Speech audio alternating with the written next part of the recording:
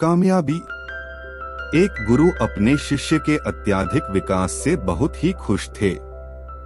उन्हें लगा कि अब शिष्य का मार्गदर्शन करने की कोई जरूरत नहीं है, इसलिए उस शिष्य को एक नदी किनारे बनी अपनी छोटी सी कुटिया में छोड़कर निकल पड़े। रोजाना सुबह स्नान के बाद शिष्य शेर की खाल से बने अपने कपड़े को सुखाने के लिए टांग दिया देता था।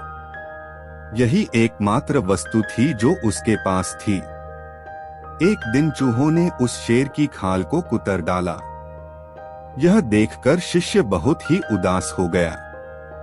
वस्त्र न होने के कारण वह दूसरे वस्त्र मांगने गांव वालों के पास पहुंचा। अगले ही दिन चूहों ने दूसरे वस्तु में भी छेद कर डाला। चूहे से परेशान होकर उसने एक भी बिल्ली पाल लिया।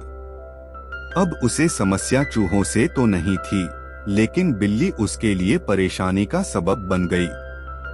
उसे अपने खाने के साथ साथ बिल्ली के लिए दूध का इंतजाम करना पड़ता था। एक दिन उसे लगा कि मैं कब तक का गांव वालों से मांगता रहूंगा, क्यों ना मैं खुद ही एक गाय रख लूं। जब उसे गाय मिल गया तो फिर उसके लिए चारा मांगने की जरूरत पड़ी। उसे लगा कि झोपड़ी में चारों ओर घास से इसका काम चल जाएगा, लेकिन इसमें उसके सामने गाय को चराने की समस्या खड़ी हो गई। गाय को चुराने के चक्कर में उसे ध्यान के लिए पूरा वक्त नहीं मिल पा रहा था, इसलिए इस काम के लिए उसने आदमी रख लिया। अब सवाल आया कि काम करने पर निगरानी की। इसके लिए उस शिष्य ने एक महिला से शादी कर ली जो इसके इन सारे कामों को निगरानी करती और उसके काम में हाथ बटाती। आगे चलकर ऐसा वक्त आया जब वह गांव का सबसे धनी व्यक्ति बन गया। कई सालों के बाद अचानक एक दिन गुरुजी उस गांव में पहुंचे। सब कुछ बदला हुआ देखकर वे दंग रह गए।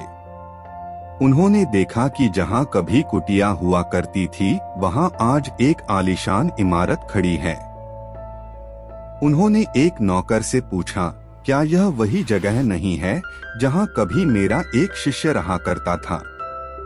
नौकर उन्हें कोई जवाब देता, इससे पहले ही गुरु का वह शिष्य हाजिर हो गया। गुरु ने उसे पूछा, वत्स, आखिर ये सब क्या है? इस पर शिष्य ने कहा, आपको विश्वास नहीं हो रहा है न? लेकिन मेरे पास सिवाय इसके कोई दूसरा तरीका नहीं था कि मैं शेर की खाल को हटा देता। Thanks you.